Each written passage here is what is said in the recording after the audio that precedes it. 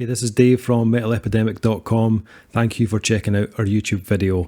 Please feel free to hit the subscribe button below if you like this type of content, and we hope you enjoy the review.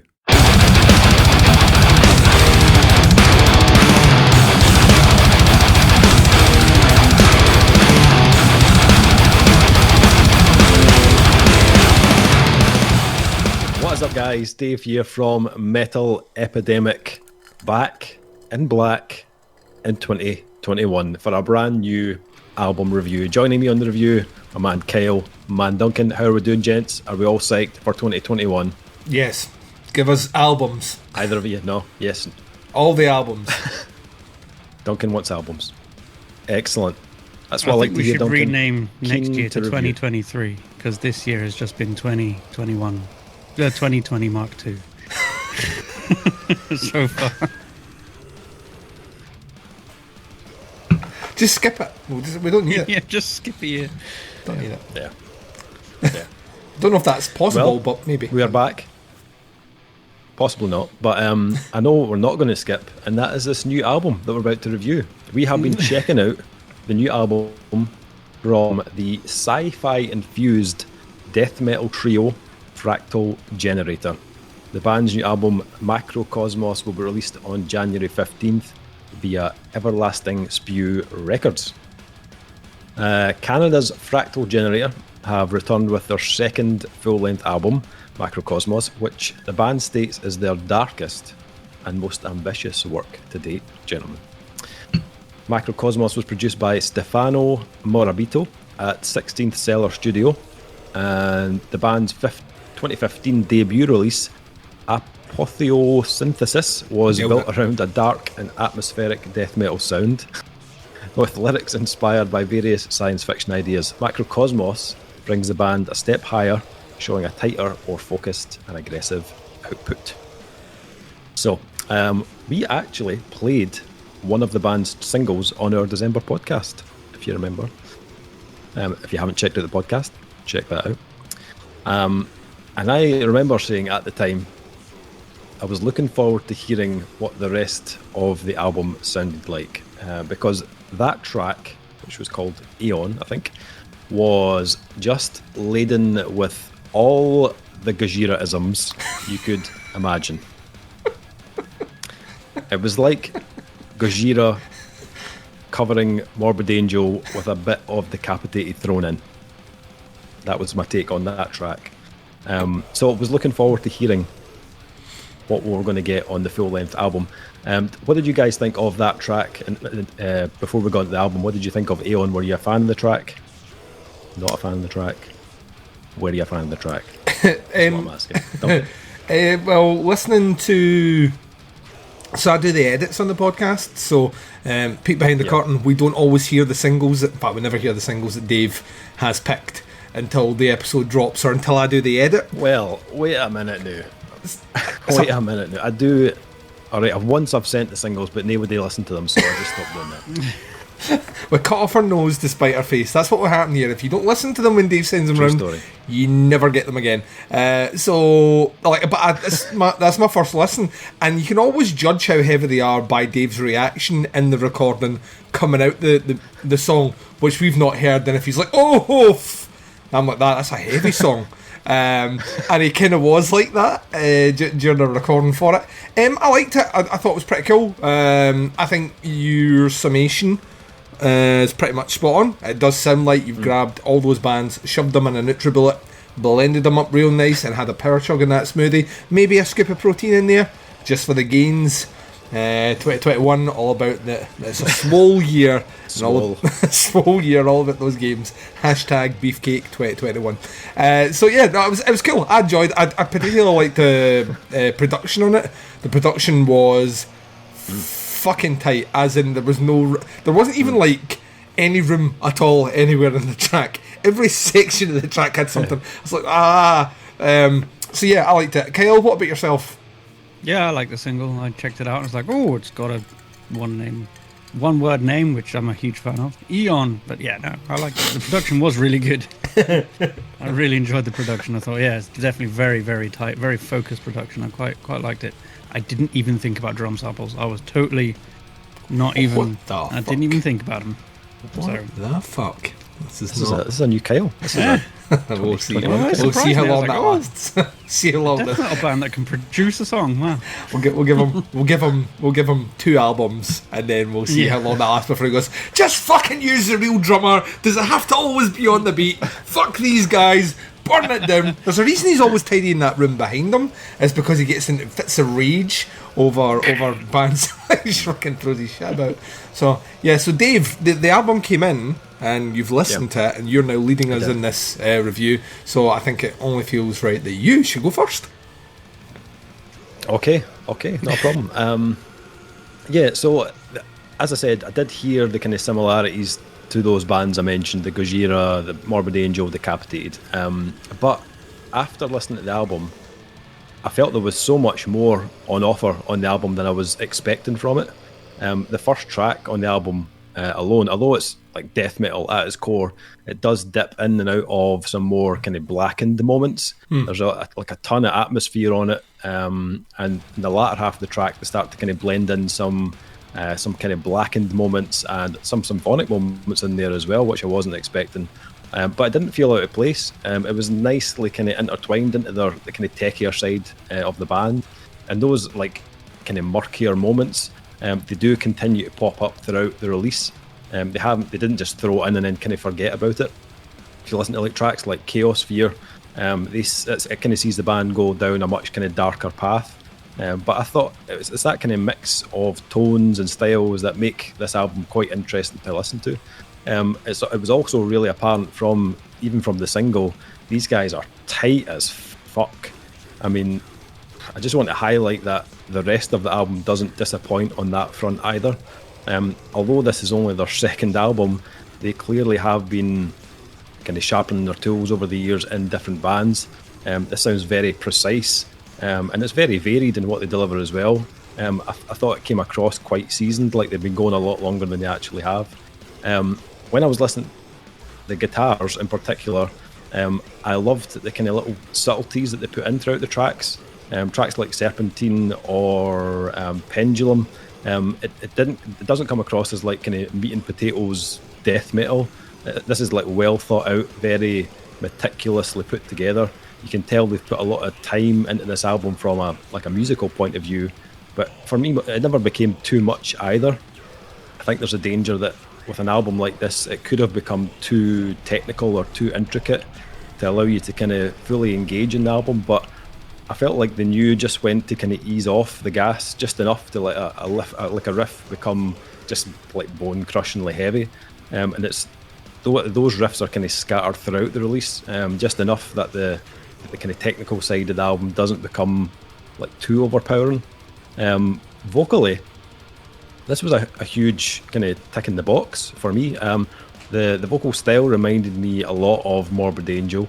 And probably for something more up to date, probably like Chris Monroy from Skeletal Remains, and that it's not a style that tries to be like flashy or like give you all these like assorted screams. It just kind of delivers this tone that's like filled with bile. Like it kind of perfectly complements the kind of chaos and the devastation going on around it. I don't particularly need you to be showing me all these like vocal screaming gymnastics for me to appreciate it. Just kind of deliver a tone that will make me shit my pants, and in this case I'm happy as a Dave in shit-filled pants. Production wise, I know we've kind of slightly touched on it, but I love the production. I love the balance they had on this. It's got a pretty modern feel to it overall. The drums are really punchy, really kind of slick sounding, and I think that fits with the whole kind of sci-fi infused thing they're going for. But it also has quite an ominous feel to it throughout the album, which weirdly kind of makes it feel atmospheric at times. And I think that has a lot to do with the kind of chord choices they use during the kind of slower parts of the album, the kind of slower riffs, almost in that kind of Gojira-esque way. And I really enjoyed that side of the album. Again, it was another kind of element that helped this release feel more kind of dynamic and varied. So yeah, for me overall, I thoroughly enjoyed it. I think they ticked a lot of boxes for me. Style wise, it's right up my street. I love this kind of techier style of death metal, but it's got the kind of grooves in it as well, and it's got a really nice production on it. Duncan, what did you make it? So I'm maybe not as high on this one as you are. I did like the single, and I was very much like yourself. I wondered how it was going to play out in terms of a full length album.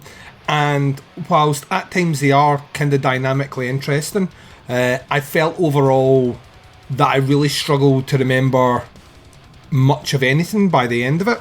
So I've actually listened to this one the most out of the three that you've sent through, weirdly enough, even though it's probably of the group of reviews we're going to do maybe the lowest graded out of the three. And I think it's because whilst I'm listening to it, I can appreciate the technicality involved. They're very talented at what they do. And with you as well, I actually really like... I sometimes am overly critical of monotone vocals. I think there's a time and a place for it, but actually what I really enjoyed about the vocal style here is how consistent it fits with what they do. Even when they change up between the faster stuff and the slower stuff, it works all the way through, which, I mean, in this particular genre of metal, I can get a bit problematic with vocals. I can think you're either trying too much or you're doing something so low that it's, I mean, what are we doing? So yeah, my issue kind of came up, and it's my issue, not the band's issue. My issue kind of came up primarily upon the re-listens. So when it finished the first time, I was like, right, let's spin it again. And what I found out very, very quickly is I don't think there's a huge amount, and this is, I'm going to get Dave's back up right now, to differentiate the songs overall. Whilst the songs are playing, there are elements for sure that differentiate those parts in the songs, but overall, I mean, if I wasn't specifically looking at my player, or there wasn't like a 2-second break in between a track, it would feel at times like 2 or 3 songs feel like one really long, elongated track.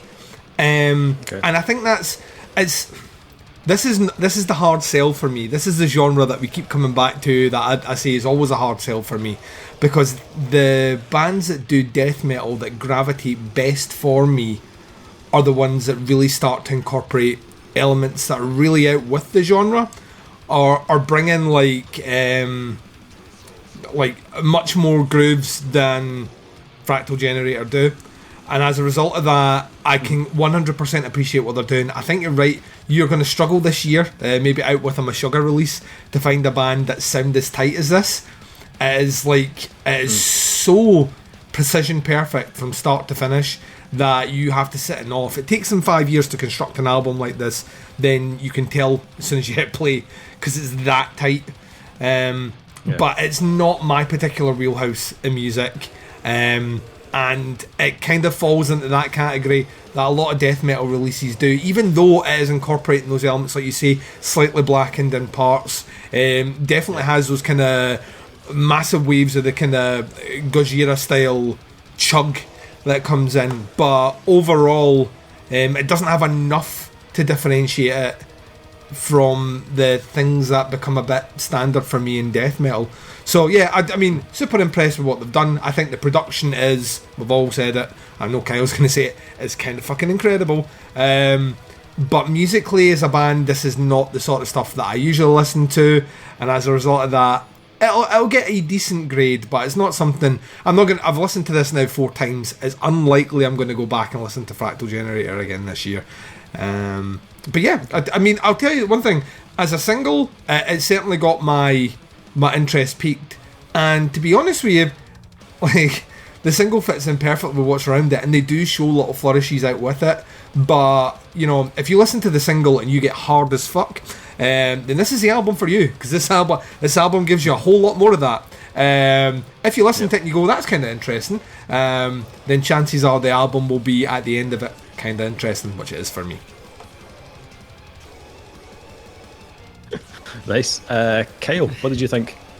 I think I'm right between you two, to be honest. Like, nice. As death metal goes, it's really well nice. put together, and it's so well written. Like, the production is, of course, amazing. I can't even really comment on it. It was just, as soon as I heard it, I was like, oh, this is a good one. Yes. And the performances are really good, but I see exactly what you're saying, Duncan. It's, by the time I got to the end, I was like, how many songs are on this? 9 songs. It felt like 3 really long songs, and I was a bit like, as I gave it another listen, and it felt the same. I'm like, there's not a lot going on between the songs to really give them their own personality, if you know what I mean.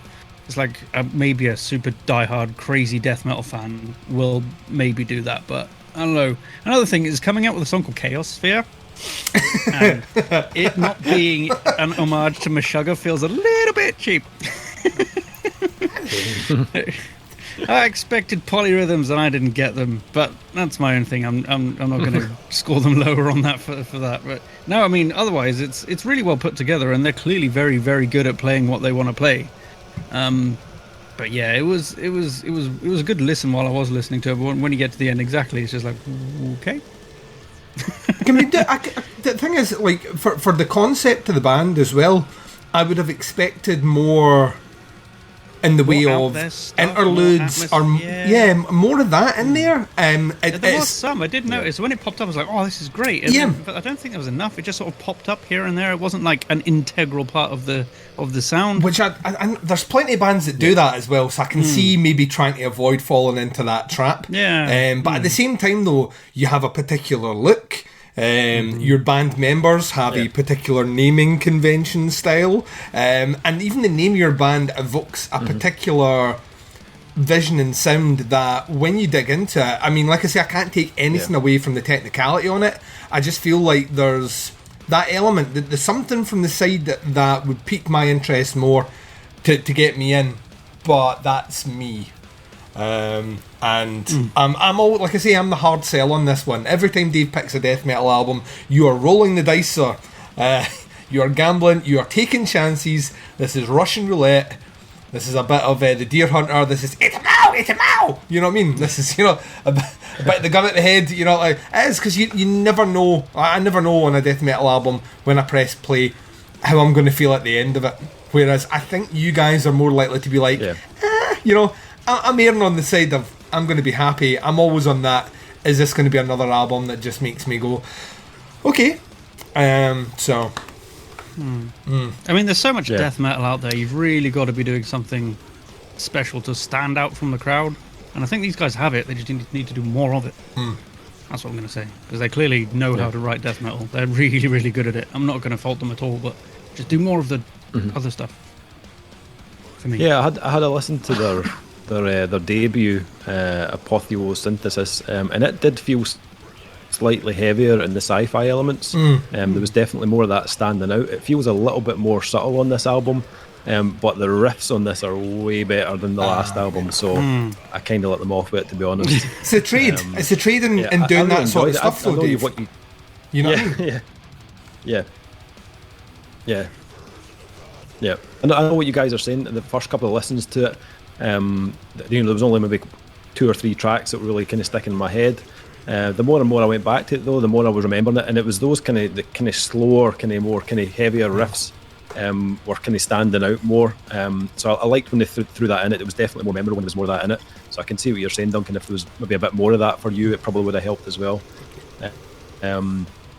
I think if you're a fan of kind of bands like that, like your kind of Decapitated, as we've said, Gojira, there's a bit of that in there as well. Even bands like Abysmal Dawn, or what was the other one? There's another one keep in mind. There's a band called Aeon as well, kind of similar to them as well. But I quite liked it. Production was brilliant, as I said, and I will probably go back to this. But again, this is up my street in terms of kind of style and genre. So that's it's pretty obvious. Okay, so grade wise, I definitely think these guys are one to watch. I think if they're delivering quality like this on album number 2, I can imagine, I can only imagine what they're going to do next, on the next release. So I'm looking forward to hearing that. For me, this is a solid 4 album. I thoroughly enjoyed it. As I said, I'll probably go back to it throughout the year and check out again. Duncan, where is this sitting with you? This gets what I give most death metal albums, in that can completely appreciate the musicality on it. Is not an easy genre of music to write, and writing it poorly, being a bad death metal band is very obvious, and they're not a bad death metal band at all. So it gets the grade that I give all death metal, which doesn't quite connect with me, a 3 out of 5. Nice one. And Kyle, what about yourself? I mean, I connected with it on a riff level because, oh my fucking god, those riffs. It was so heavy. It was like, yeah, I'm happy. But I mean, I don't know. I think a 3.5 out of 5 because, I mean, you can't really fault it for death metal, but it sounds like they want to be something else, and there just wasn't enough of that extra something else for me. So, and you're right in the middle, just like you said you would be. There we go. Yeah. Awesome. That is the new album from Fractal Generator. It's called Macrocosmos. Comes out on January 15th on Everlasting Spew Records. If you want to check out the band, it's facebook.com/Fractal Generator Official. I'll put a little link below in the description to the band's Facebook and any pre-orders or streams that are available for the album. Let us know what you think. If you've heard the album, heard any of the singles, feel free to put some comments in below and let us know. Happy to hear your thoughts and opinions. Thanks for checking out the review. Much appreciated. We'll be back very soon with another review, but until then, take care. We'll speak to you soon. Bye, everyone. goodbye.